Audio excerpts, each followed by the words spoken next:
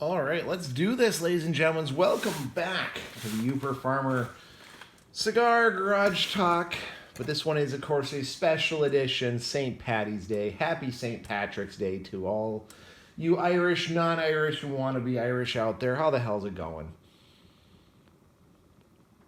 You might notice a couple of interesting additions. One, it is daylight actually out. I was able to shoot this in the daylight. Get it posted up on St. Paddy's Day. Very excited about that.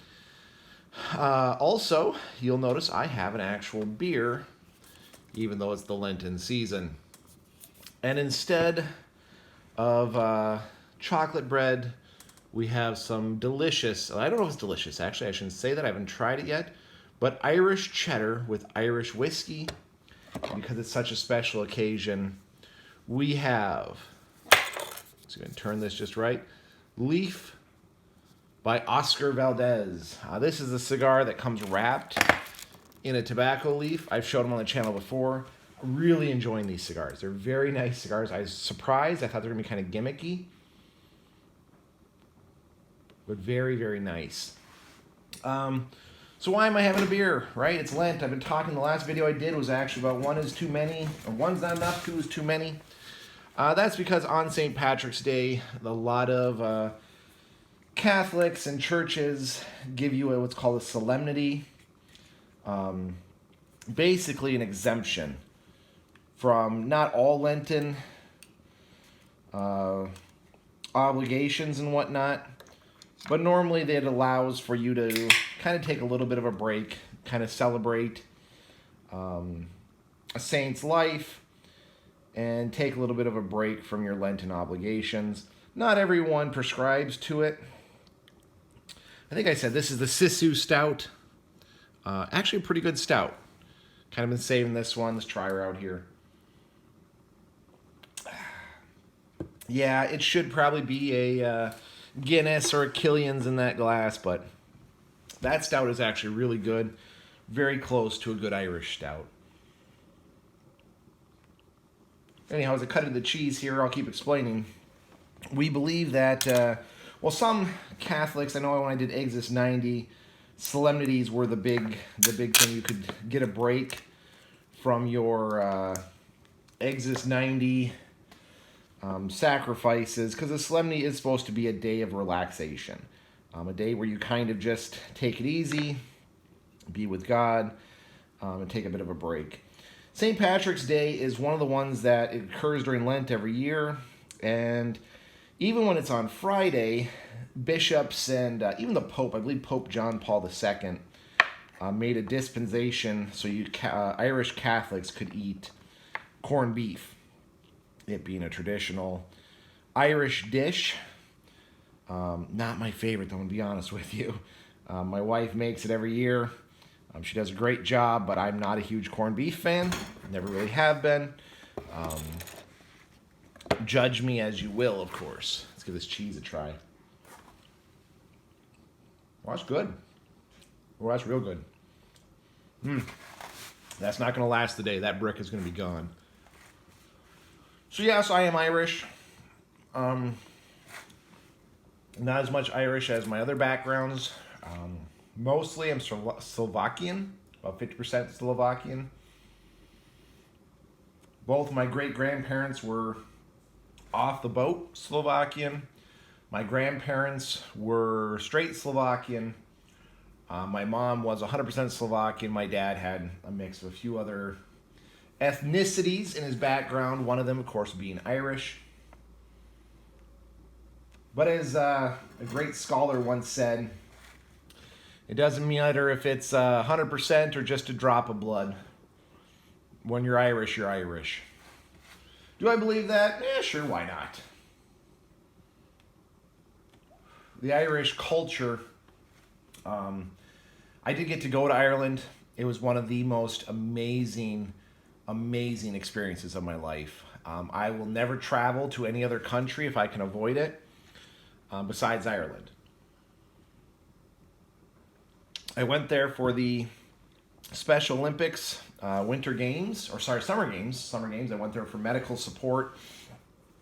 Worked on the soccer pitches as one of the medical professionals. Also helped out here and there where I could. When you're working with Special Olympics, you may go for one job, but you end up doing 5 or 6 different jobs. That's just going to happen. Get used to it. Accept it. Well, we went over there. You have to volunteer, so you're paying your own way, your own hotel, your own food. They offer quite a few amenities for you once you're there, as far as when you're working, but your housing is on you. I really was gonna, me and my sister, who also, she worked for Special Olympics International at the time, we were talking about, well, should we, rent a hostel? Should we camp and backpack it? Should we just kind of house hop? There was a couple of people she actually knew in Ireland. So you couch surf, right? It's what you do when you go on these international Special Olympics. You volunteer for any event, actually. Usually it's kind of like a big frat party, in my opinion. Well, one of her friends' cousin had a neighbor who knew a lady down the street who might have a friend who had a room or two. Okay. You know what? Let's do it. Let's fire this up. Let's do it. Let's go to Ireland and stay with this complete and utter stranger in a different country that we have very little experience in. Granted, they all speak English, so that helped. This was an amazing experience. One, this lady demanded that we get to know the Irish culture. She took us to a céilí, which is a bit of a dance, cooked us traditional Irish meals, gave us all the hot spots to go do the touristy thing. Just really neat. Again, all our food. She gave us her car. She walked to work, I think 2 or 3 days that we were there, till we found out she was walking to work. I mean, it really was insane. This woman's generosity. One of the last nights, actually, we decided, you know what?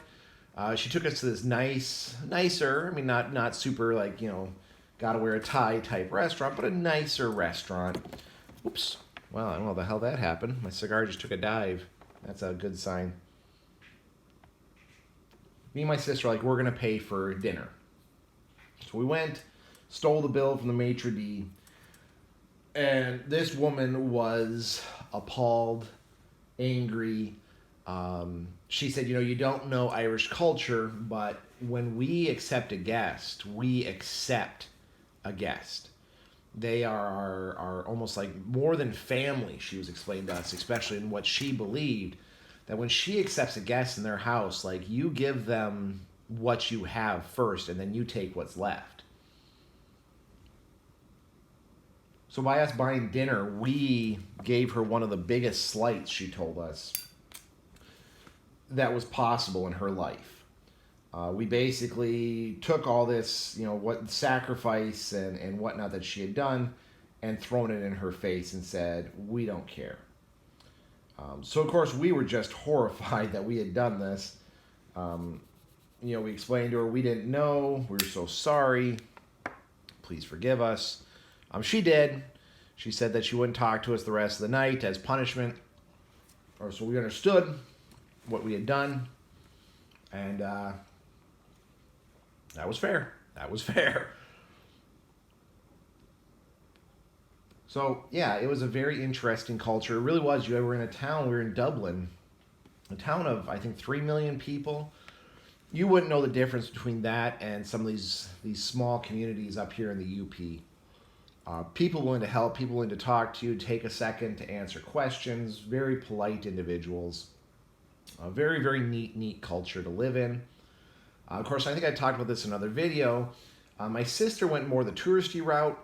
She went to go check out these, I think she went to the Blarney Castle and did some bus tour or whatnot. Went all around Ireland. I kind of got to know the locals. So the guys I was working with on the soccer pitch, went out drinking with them quite a bit. And they kind of thought I was pretty cool. We built a relationship. We had a lot of fun. I was a pretty free-loving, joking individual who loved to make jokes and tell goofy stories and whatnot. So they kind of we gained a rather significant bond with one another, and it was really nice. It was an awesome time. And I talked about her, my Irish Rose. This is before I even had met my wife. There's this cute little Irish girl. Bought drinks, joked around. Nothing more. I think we might have, she might have given me a kiss on the cheek, and that was it. Really nice girl. I tell you what, had I been in a little more confident, maybe even a little bit older, where I was able to jump into making dumb decisions, I might have stayed in Ireland, let my ticket expire, and stayed in Ireland for my little Irish Rose there. She was a really neat girl. I think she's a little older than me, maybe a year or so. But I was gearing up, getting ready to go to college to become a paramedic. And I don't regret, of course, going to be a paramedic or anything like that, of course. But there was a moment there in Ireland, in a pub, sitting there talking with her, having what was it called? I don't remember the name of the beer. It was really good. It was like a hard cider type beer.